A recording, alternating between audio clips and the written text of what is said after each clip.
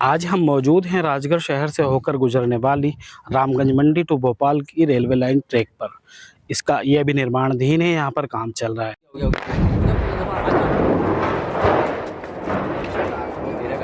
Railway line के लिए हो रही यह ब्लास्टिंग हेडगेवार कॉलोनी की दीवारों को अब हिला रही है, लेकिन आम लोगों की तरह रेल का सपना देखने वाले इस कॉलोनी के लोगों के जीवन की नींव पहले ही हिला चुकी है, क्योंकि तमाम सरकारी दस्तावेज होने के बाद भी इस कॉलोनी को शासकीय घोषित कर दिया गया है। ये न्यायालय अनुविभागीय अधिकारी महोदय ने हमारा नामांतरण नहीं किया, उसके एवज में इन्होंने ये भूमि शून्य की, उसकी कॉपी है।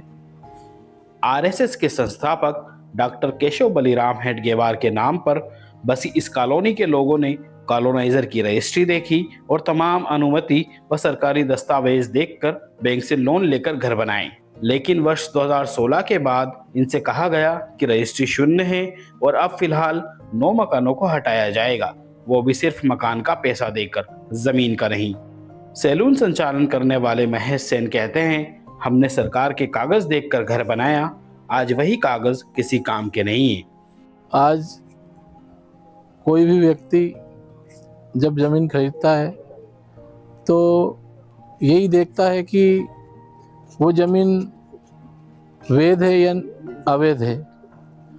हमने जब प्लाट क्रय किया तो हमने ये देखा कि ये भूमि वैध है, इसका डाइवर्सन है और इसकी सारी अनुमतियां हैं और खसरा खतौनी में भी सामने वाले का नाम दर्ज है। तो हमने ये सब देख के और ये प्लाट ले लिए। अब हमें क्या मालूम था कि शासन प्रशासन ने पैसे लेके उनको ये कागजात उपलब्ध कराए या जो भी फ्रॉड किया ये उनकी गलती है, हम लोगों की क्या गलती है।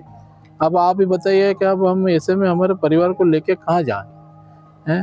शासन हमें पैसा नहीं दे रहा है ढंग से हैं, ना हमें ज़मीन उपलब्ध करा रहा, जबकि हमारे पास सारे विधिवत कागजात उपलब्ध है। आदिम जाति कल्याण विभाग से रिटायर्ड कर्मचारी की पत्नी मंजू पवार बताती हैं, पति की पूरी जिंदगी की कमाई इसी घर में लग गई। अब समझ नहीं आ रहा आगे जाए तो कहाँ जाए। सोचा था ये कि सारे पेंशन का इसमें पैसा लगा देंगे, हम सारा पेंशन रिटायरमेंट का पैसा लगा के बैठे हैं इसमें और कलेक्टर की अनुमति के द्वारा खरीदा गया है ये सब कुछ। अब सपने तो यही थे कि हमारे आगे की पीढ़ी के लिए सुविधा करी थी, मकान बना के क्या बुजुर्ग बुढ़ापे के हिसाब से हम लोग रहेंगे। अब हम लोग घर बाहर रहेंगे तो कहाँ जाएंगे, जमीन के बदले जमीन दी जाए हमें। कृषि विभाग से रिटायर्ड अरुण विजय वर्गी, जिनसे चलना फिरना भी मुश्किल है, वे सवाल करते हुए लहजे में कहते हैं, अगर जमीन सरकारी थी तो बिजली, पानी, सड़क, गैस, टैक्स और बैंक से लोन कैसे मिला। अगर मान लो ये अवैध कॉलोनी है तो ये फिर गैस पाइपलाइन क्यों दी गई, गैस पाइप के कनेक्शन सब दूर किए हुए हैं।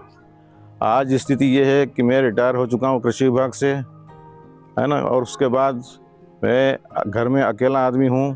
पहले ही मेरे जो है पैर का ऑपरेशन है, मेरे से बनती नहीं है कुछ चलने की, और ऐसी स्थिति में अगर दूसरी नई जगह जाते हैं तो फिर से हमें ABCD करना होगी और फिर नया मकान बनाने की आज की तारीख में कैपेसिटी नहीं है।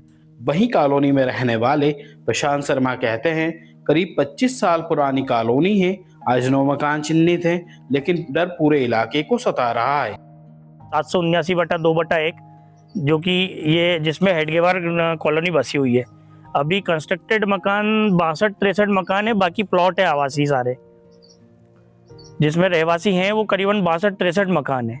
प्रभावित रेलवे से जो प्रभावित हो रहे हैं, जो अभी घर हैं वो 9 मकान है जो 40 मीटर के अंतर्गत ये ले रहे हैं, जहाँ तक हमें मालूम है। बाकी तो प्लॉट हो उसके साथ तो वो पता नहीं है, बाकी कंस्ट्रक्टेड मकान जो प्रभावित हो रहे हैं वो 9 है। आपको बता दें, डॉक्टर हेडगेवार का जीवन सादगी और ईमानदारी का प्रतीक था, लेकिन उनके नाम पर बसी इस कॉलोनी में सिस्टम की लापरवाही की कीमत आज आम लोग चुका रहे हैं। सवाल आज भी वही है, रेलवे को जमीन चाहिए या नहीं, ये मुद्दा नहीं है। मुद्दा ये है कि सरकारी भरोसे पर घर बनाने वालों की गलती आखिर क्या है। राजगढ़ से अब्दुल वसीम अंसारी की ग्राउंड रिपोर्ट।